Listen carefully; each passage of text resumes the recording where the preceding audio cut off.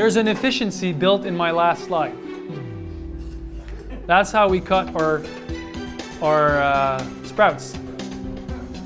All right, any questions with what we've talked about today or what we're doing elsewhere? You guys want to talk about philosophy, life, 8 to 5, is that for real, JM? Yes, it is. Why? How? What? Chicken tractors.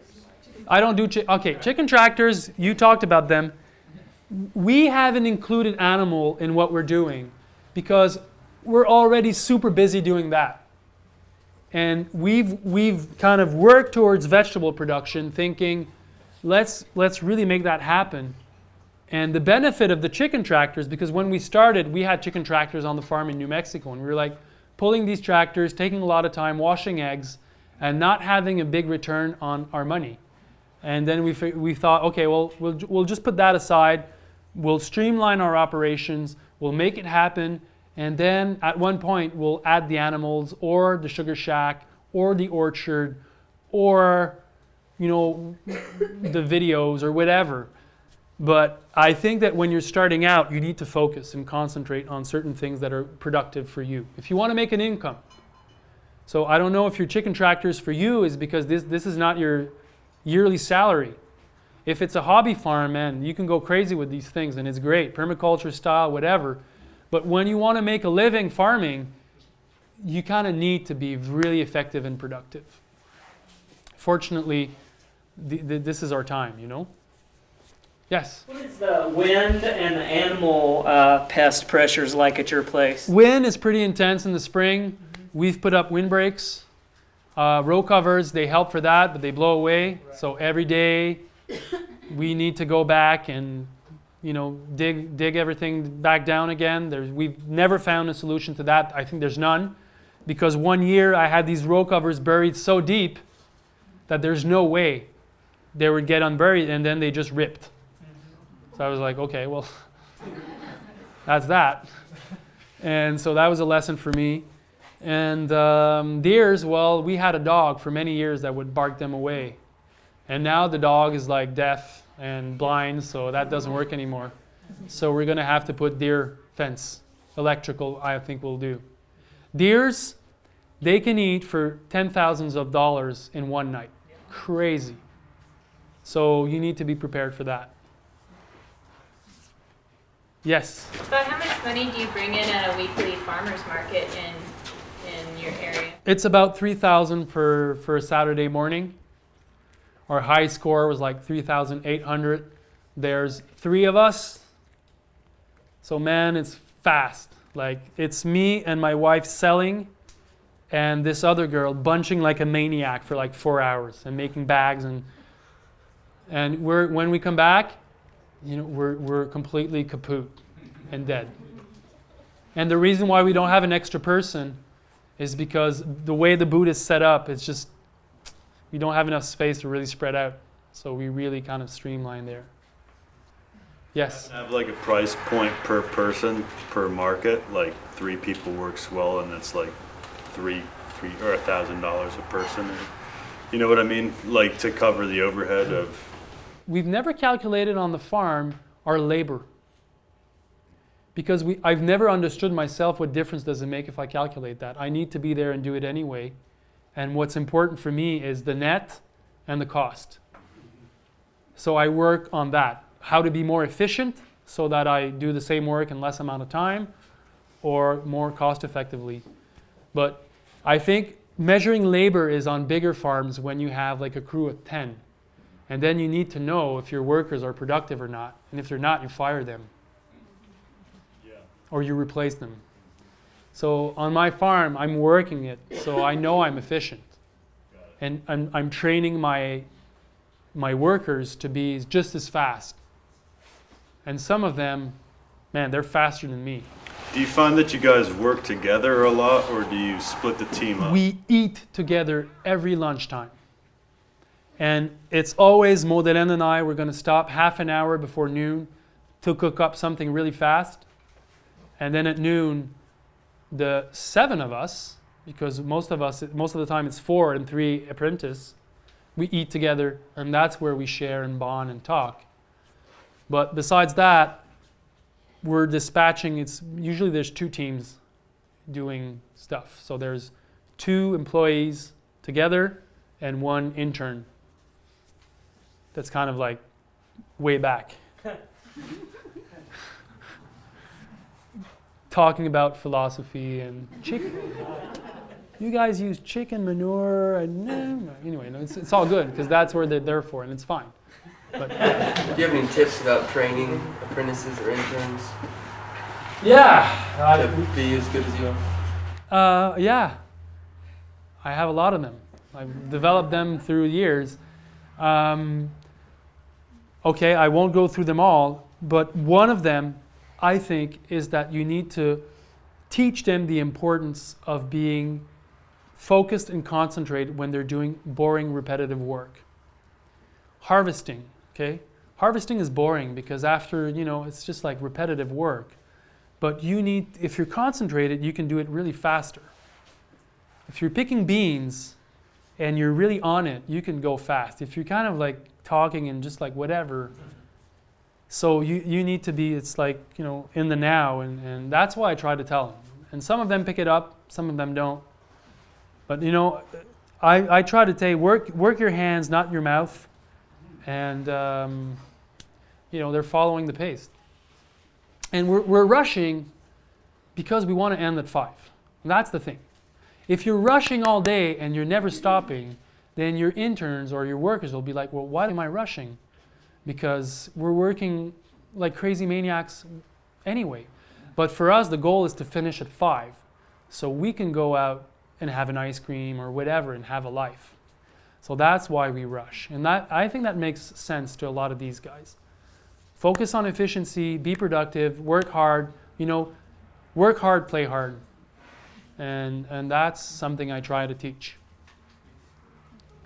Yes? How do you spread your fertilizer?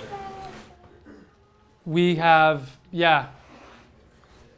by hand, with a bucket and wheelbarrows. 2 hands, yes. When you pull the beans up, and you don't compost and you don't have hogs, so what do you do with the plants? You saw the compost pile early? That's what we do.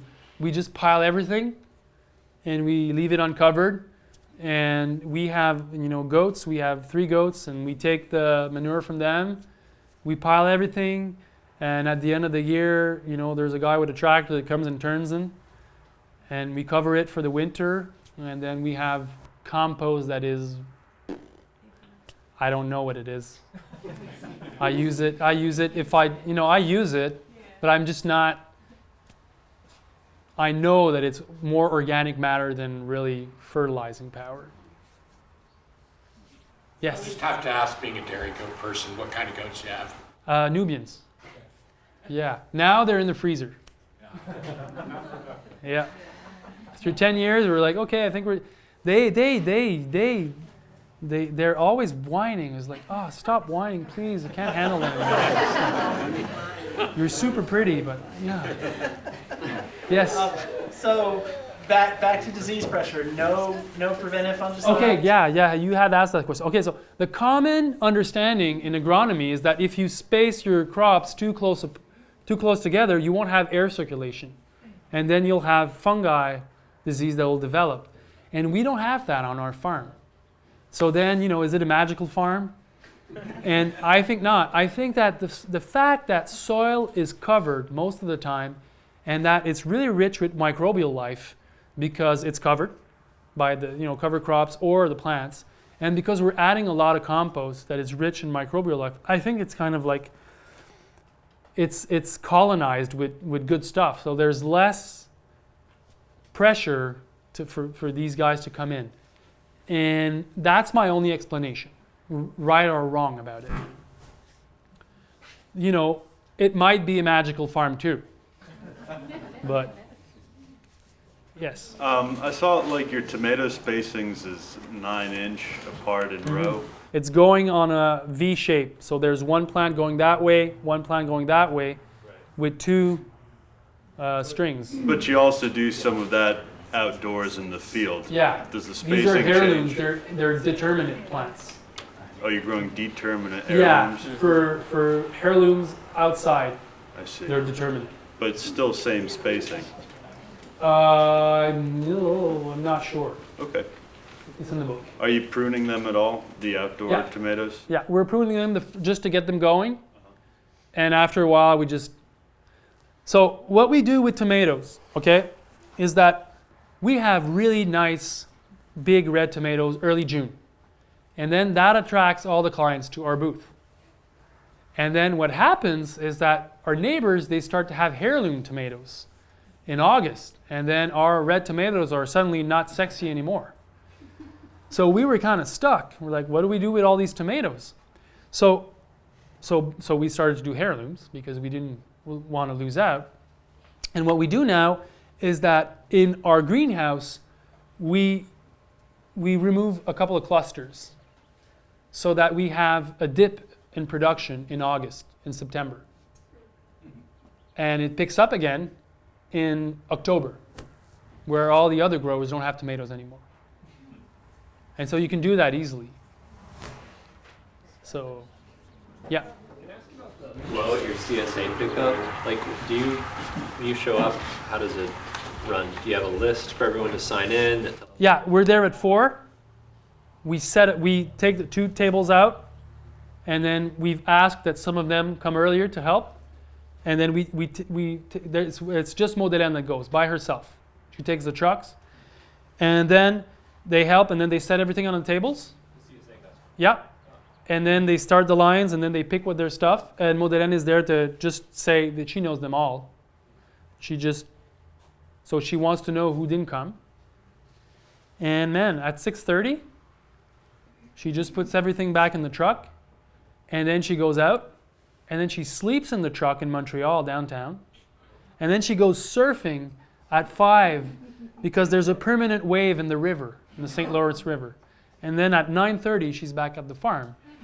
And so she delivered the merchandise. She went out, partied, got, I don't know what she does. Like she perhaps drinks 1 or 2 drinks, then she sleeps in the trucks, and then she surfs, and then she comes back, and she's like, wow, this is... Trying to mix quality of life with production. Because going to Montreal for us is a big event. It's an hour drive, so yes. So what happens on any one day when you have one employee that's in charge of something like that, or in charge of watering the tomatoes, for example, and they're unable to come? Do you have cross-training and processes and protocols? That doesn't happen. And you don't prepare for that? No, that doesn't happen. Like, if there's 3 things that I ask my employees, like, be on time. Not 8:05, 8 o'clock. Like, I don't want to be waiting for you to carry out the direction of. So, 8 o'clock, be happy. Like, don't whine and bitch. And, if you have bad days, keep it to yourself. Because, you know what? We don't want to have that. And the last thing is what? I don't know. I guess I'm just thinking about extenuating circumstances. Oh, but that happens. But, then we cope with, instead of finishing at 5, we'll finish at 7 or 7:30, and that's that, There's not more you can do about it. Do you use soil samples to add other, like your micronutrients or anything? Yeah, we soil sampled the first few years to make sure that our pH was on target, and but we've never added any microelements or azomite or all of these things, which I kind of believe in and I kind of don't. I'm sure they add, but I'm not sure that they add to the point as they're advertised, even by really respectful people. But I'm thinking I've been growing quality stuff without all of that, and I think you should invest money in farm management practices and put a lot of organic matter in your soils. But that's just my take on it. And you said your compost had shrimp, meal, and other sea mineral kind of. Yeah, I'm getting it through that. And soil, you see if it's prime, it's prime. If it's not, then Is it aeration, compaction? If it's not, is it pH? No. If it's not, then you go down the list. Okay, it might be, mineral imbalance. It might be that. So then you could try it. But yeah. Yes. I picked up soil blocking from Elliot Coleman. Yeah. I follow his practices with that. What do you think of that compared to what you do? Well, I really like trays, seed trays. I think they're more fast and more efficient. I know they're more efficient because I've tried both. And I've looked at soil blocks when I went to Europe, and when I go, these guys have soil block making machines. They're really cool. So you're there with your soil blocker and making 6 at a time, and you can make 2,000 in 2 minutes with the soil blocking machine. And so on a commercial scale, I'm not sure about these pressing things. I'm not talking about the quality of the roots. I'm talking about the efficiency of the process. Yes? Your seed starting mix, your potting soil. It's a commercial grade peat moss for sure, and then it's probably the regular. But you say it comes full, like it carries the fertility. Yep. Yeah. They've put the chicken manure in that, and what else did they put? I don't remember the other one. 2 more questions, and then we go out. Yep. Have you developed any efficient ways of carrying trays around, either in and out of the greenhouse? Yeah, we have. It's too bad I don't have a. When we're hardening off, this is one operation that involves. We now have a lean-to on the greenhouse. That is above my roll-up. It's a lean-to. It's like half. How can I explain that? It's something that I can roll really easily to open and close. And if needs be at night, I can open the roll-up and close that one, and then the heat comes in. But the tables are just close to the greenhouse, so the 3 of us can really move them like that. But besides that, for moving them to the garden, we use the Vermont carts, and we put aspenites to make layers. And